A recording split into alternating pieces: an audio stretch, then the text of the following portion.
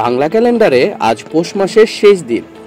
পৌষ সংক্রান্তির এই দিনে ঐতিহ্যবাহী সাকরাইন উৎসবে মেতে উঠেছে পুরান ঢাকার মানুষ।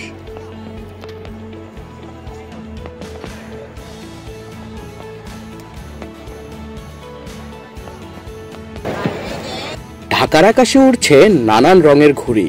নীল আকাশ যেন ঠিকানাবিহীন খোলা চিঠির শহর। আলোর ঝলকানিতে ইট পাথরের নগরী পেয়েছে এক মোহময় রূপ।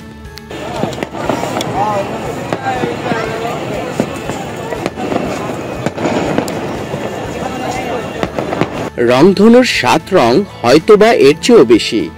বাতাসে ভর করে ওরা এমন ঘুড়িতে ছেয়ে গেছে ঢাকার আকাশ।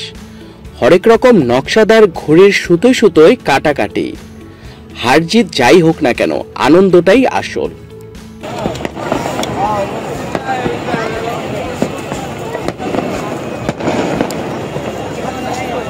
পুরান ঢাকার শাঁখারী বাজার, তাঁতীবাজার, কলতা বাজার, সিংটোলা, কাগজিটোলা, Sutrapur, Laxmibazar, Bangla Bazar, Farashganj, Baniyanagar, IG gate, Arshin gate, Gandaria এলাকা সাকরাইনের এই দিনে যেন নতুন প্রাণ পায়।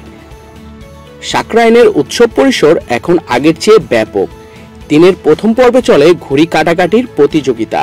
গানের তালে তালে উল্লাস চলে শীতের মিষ্টি বিকেল জুড়ে। সন্ধ্যায় শুরু হয় চোখ ধাঁধানো আতশবাজির প্রদর্শনী।